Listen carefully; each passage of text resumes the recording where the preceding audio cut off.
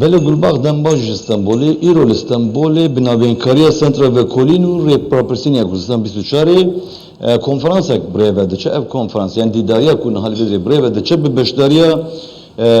تایبەتی دکتۆر مسعود ئۆزجان سردار رسول آتش و هر واج کردستانی جی دکتۆر هەورێ منصور بک و هەروها کام دکتۆر کامران پالانی به وێ برێ بچە مودراتوریا وێ تایبەتی کنفرانسیا دیداری جی ji aliyê دکتۆر نهروزا گروس وێ بێ پێکانی ku dema demede rêvebirê sentra vekolînê ya Rêpirsîniya Kurdistan 24 gulba îro li Stenbolê یک جوان بجارین هری سرکی کل جهانی تی نقاش کردن و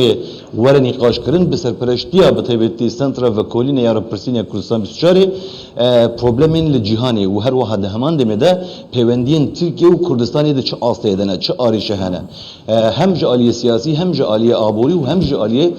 جواکی و دوی ورده کشین کو در کتنه پیش و دوی دیداری ده بین نقاش کردن و هر واحد بیرو بوچن بین پارو کردن دگل وی که دیسا دوان دمین داوین ده آریشین کوج ایران جیل روجاتن آبین ده قومن اگر جی وکی سرناوه کی ده بینی قاش کردن مترسیه ایران سر کردستان جی ده همان دمده وکی سرناوه کی ده بینی قاش کردن ها دکتر نهرو زبروسیل بامنه از دخوازم جیجی پرسیار کم گلباغ بتایبت مبست و آرمانجا و کنفرانسی کودما که دریج بو بتایبتی کردستان 24 یعنی لکردستان اموکی تلویزیون جی هنه لبله اف خباتین زانیاری و هر وهاین پولیتیک جی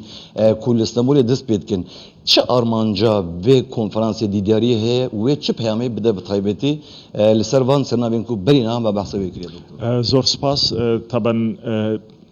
پەیوەندیەکانی هەرێمی کوردستان لەگەڵ دراوسێکانی زۆر گرنگە لەناو ئەو پەیوەندیانەشدا گرنگترین پەیوەندی هەرێمی کوردستان و پەیوەندی تورکیایە ئەو پەیوەندیە ساڵ بە ساڵ چالنجی بۆ دروست بووە بەڵام پەیوەندیەکان تاوەکو ئێستاکە لە پەیوەندیشی زۆر باشدان زۆر هەوراز و نشێوی بەخۆی بینیەوە بەڵام دەکرێت ئێستاکە لەو قەیرانانەی کە لە ڕۆژهەڵاتی ناوەڕاستدا هەن لەو قەیرانانەی کە برۆکی عراقی گرتووە لەو قەیرانانەی کە هەموو سەر تاسەری عراق بە هەرێمی کوردستانی شێوە تووشی بووە تورکیا دەتوانێت ڕۆڵێکی زۆر بەرچاو و گرنگ ببینێت جا ئارمانجی ئێمە لەم دانیشتنەدا ئەوەیە لەگەڵ بیرمەندەکانی تورکیا لەگەڵ خەڵکە ڕۆشنبیرەکەی تورکیا باس لەسەرەوە بکەین چۆن هەرێمی کوردستان و تورکیا دەتوانێت لە دوو دراوسێی باشەوە بەرەو باشترین بڕۆن چۆن دەتوانن لە دوو دراوسێی کە مێژوێکی هاوبەشیان هەیە لە بە چەندین ساڵ بەیەکۆژیاون ئێستا لە ڕۆڵێکی جیۆپۆلیتیکی لە ناوچەکەدا بتوانن پەنجەی جیۆپۆلیتیک خۆیان لە ناوچەکەدا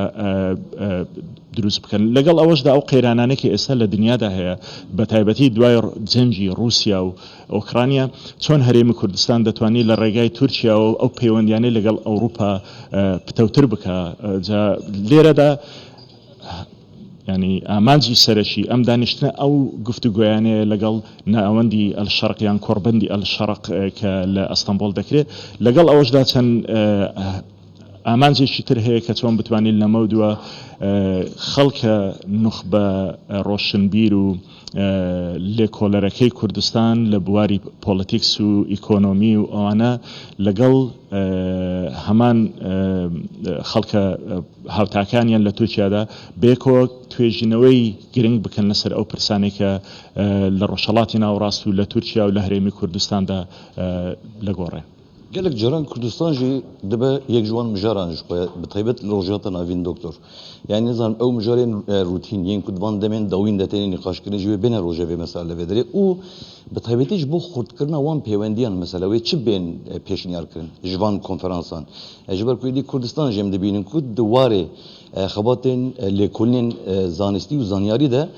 hewdî de pêşengiya civînên bivî awayiyên navdewletî bike yani divir de wê çi peyamê bide gelo Tirkiye û her wiha welatên din ên cîran ên Kurdistanê duwarê problemên arîşeyên neftê de gazê de problemên siyasî de yên erdnîgarî de yên bi taybetî problemên polîtîkê ku derdikevne pêş هەرێمی کوردستان ڕۆڵێکی زۆر گرنگی هەیە نەکرد لە ڕووی ئابووریەوە بەڵکو لە ڕووی سەقامگیریەوە لە ڕووی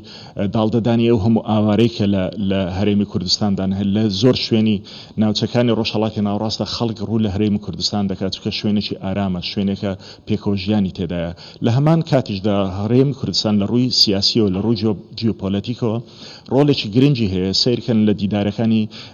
سەرۆشی حکوومەت لە تورکیا، لە ئەوروپا، لە شوێنەکانی دیکە هەرێمی کوردستان چ جۆرە گرنگیەکی هەیە. ئەوەی لێرەدا غیابە ئەوەیە کە نخبەی سیاسی کارەکانی خۆی دەکا، بەڵام نخبەی ئەکادمی نەیتوانیەوە پەیوەندیی تاو لەگەڵ هاوتەکانیان لە دنیادا و لە ڕۆژهەڵاتی ناوەڕاستدا گرێ بدەنجا. بەشێک لەو کارانێکی ئێستا ئێمە دەیکەن ئەوەیە کە چۆن بتوانین ئێمەش وەکو نخبەیەکی لێکۆلەر و ئەکادمی بتوانین لەگەڵ خەڵکانی دیکە لەسەر ئەو پرسە گرنگانەدا قسە بکەین، لەسەر ئەو پرسە گرنگانەدا توێژینەوەی هاوبەش بکەین، لەسەر ئەو پرسە گرنگانەدا پەیامی خۆمان بگەینینە ئەو دەسەڵاتانەی کە لەم وڵاتانەدا پەیوەندیان هەیە لەگەڵ هەرێمی کوردستان. دکتۆر gelek spas بۆ van agahiyên me û em jinavê bijin qewet bejwere. Belê Gulbax wekî doktor Nihroza Groz jî basê kir. Ya rastî divan demên dawîn de Kurdistan serpereştiya van mijarên girînkiyên di qada navdewletî de dike bi taybetî bi nîqaşkirina problemên hem li rojata navîn û hem jî bi taybetî pirsên ku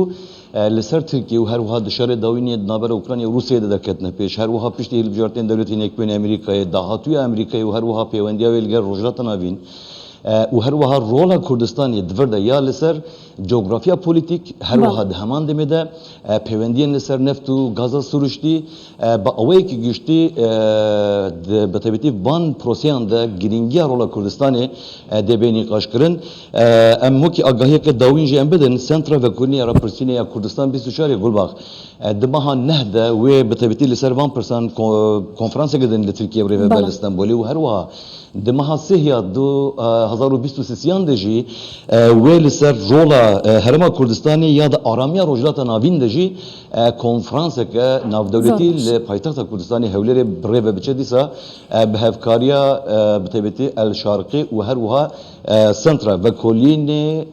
û Rapirsînê ya Kurdistan 24 Gulbax. باشە هەوکار مازاد ئاڵتون لەبارەی دیداری دامەزراوەی شەرق و هەروەها سنتەری توێژینەوەی کوردستان 24 لە ئەستەمبوڵەوە لەگەڵم بووی سپاس.